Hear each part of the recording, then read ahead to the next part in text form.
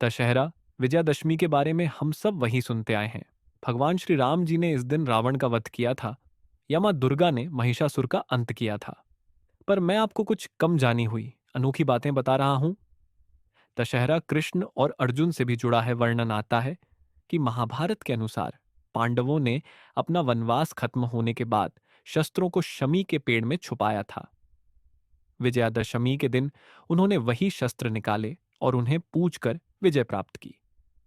शमी वृक्ष को बहुत पवित्र माना गया है।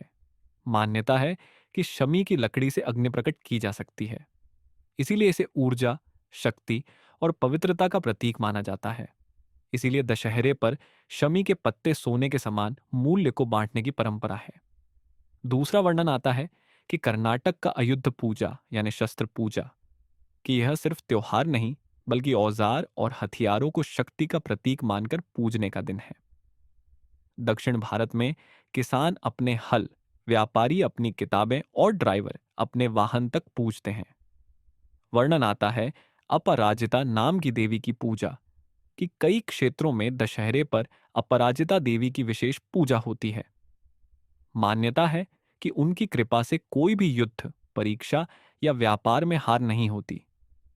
रावण को पूजने की परंपरा भी हमारे देश में होती है। मध्य प्रदेश के मंदसौर गांव और राजस्थान के कुछ हिस्सों में आज भी रावण की पूजा होती है।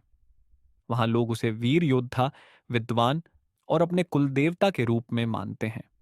फिर वर्णन आता है कि शमी के पेड़ का रहस्य, कि शमी के पत्तों को सोना बांटने की तरह दिया जाता है। पुराने समय में लोग युद्ध या यात्रा पर जाते समय असली सोना साथ नहीं ले जाते थे। तब शमी के पत्तों को सोने के बराबर माना गया और एक दूसरे को बांटने की परंपरा शुरू हुई। इसे सोना देना या सोना बांटना कहा जाने लगा। रावण से जुड़ी और एक मान्यता है। कुछ लोक कथाओं में कहा जाता है कि रावण ने भगवान शिव की आराधना शमी वृक्ष के नीचे बैठकर की थी। इसीलिए दशहरे पर रावण वध के बाद शमी पत्र को शिवजी की कृपा और अक्षय समृद्धि का प्रतीक मानकर बांटा जाता है।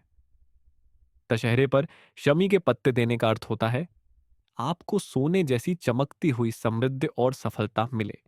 इसीलिए शमी के पत्ते सिर्फ पत्ते नहीं बल्कि विजय, धन, समृद्धि और शुभता का आशीर्वाद माने जाते हैं।